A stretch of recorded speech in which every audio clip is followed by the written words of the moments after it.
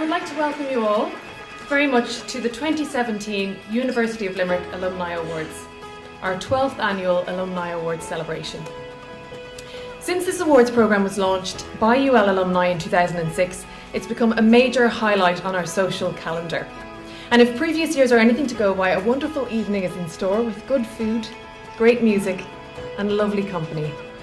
Of course, the real purpose of our coming together is to recognise and celebrate the excellence and achievements among the university's almost 90,000 graduates worldwide. And this evening, we'd like to honour the individual achievements of 4 of our outstanding alumni. Ladies and gentlemen, please welcome our 2017 recipient of the UL Alumni Award for Business, Ms. Clodagh Cavan.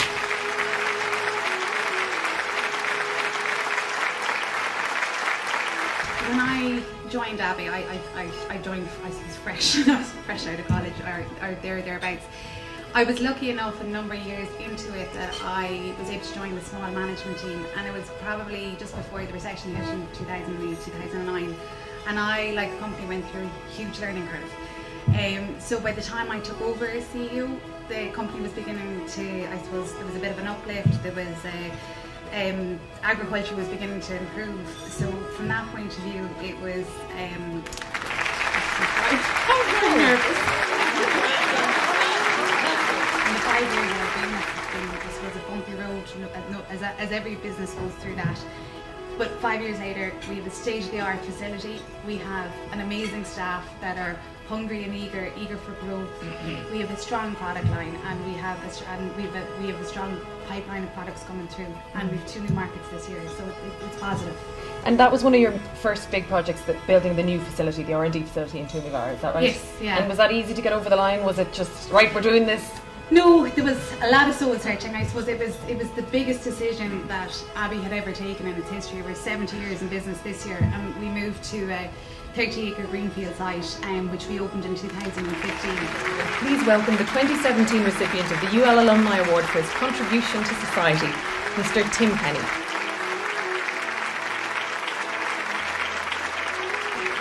But what I found in it was that the preparation that I had gotten from Cosmic Comprehensive, and then getting into a college that I didn't really know anything about. But when I got there, I just really wanted to learn, because it was a way out of Ballyheigue, I guess, in a way. And it was just good fun. And what I will say, when I got to the US, I didn't go to probably the right schools, the Harvards and the Stanfords and etc. But when I explained to them that I went to NIHE and it had a trimester system and it had co-op, I fell right in with the rest of the people, because that's the kind of colleges that they were going to. So it was familiar to them. They knew very much so. So NIHE gave me a good start. We used to have this debaucherous St. Patrick's Day party downtown in Manhattan, and we did nothing but drink and didn't do anything for the rest of the world. We decided we'd turn our 2000 St. Patrick's Day debaucherous party into a head shaving event, where we'd get 17 guys, get them to raise $1,000 in each of their heads. So we raised $17,000 on March 17. The head shaving came really in solidarity with the children who go through chemo, who lose their hair. They always felt that they were kind of out there and not normal, so to speak. So we felt if they had that bit of encouragement. So we raised $104,000 that day. It really spread through word of mouth with zealots out there. It just kind of caught on. And us being Irish, most of the events happen in bars and restaurants and the like, and it just grew and grew, and we've raised over 300 million in the last 17 years. Please welcome our 2017 recipients of the UL Alumni Award for contribution to entrepreneurship, Mr. David Jeffries and Mr. John Savage.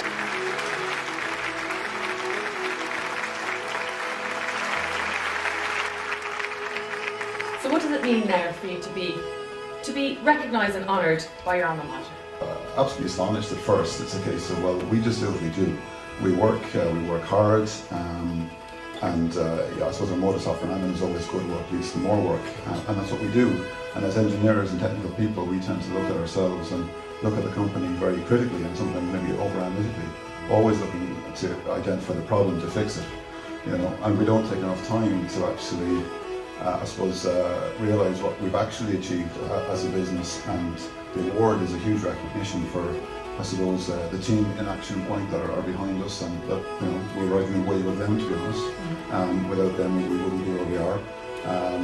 The other side of things is great reassurance to our family when they don't see us very much. And we don't see enough of them. Doesn't mean we don't love them, but it's a case of it's great reassurance that we're actually working on something that is somewhat special. I think honestly, personally it's quite satisfying to achieve this, and it's an opportunity for us to actually take a look at what has been built over the last few years and take pride in that. And I think it's a good sign of things to come. I moved to Limerick and started university here, and I fell in love with Limerick. That's my personal story, and I decided that's where I wanted Limerick to my home. And you said myself and John met the first week in college. We actually met the first day. So we both know each other longer than our respective partners. By 3 days. By 3 days. So I'm your first love, John. I'm your first love.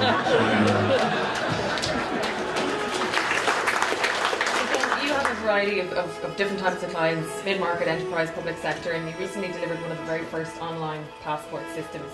I mean, first of all, can you tell us a bit about that project, and how hard is it always keeping abreast of emerging technology and new technologies?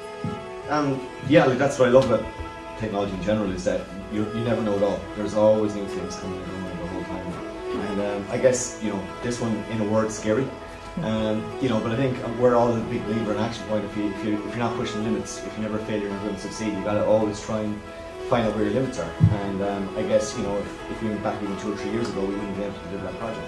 But we've got such a big team now at the moment that you know, that project came in.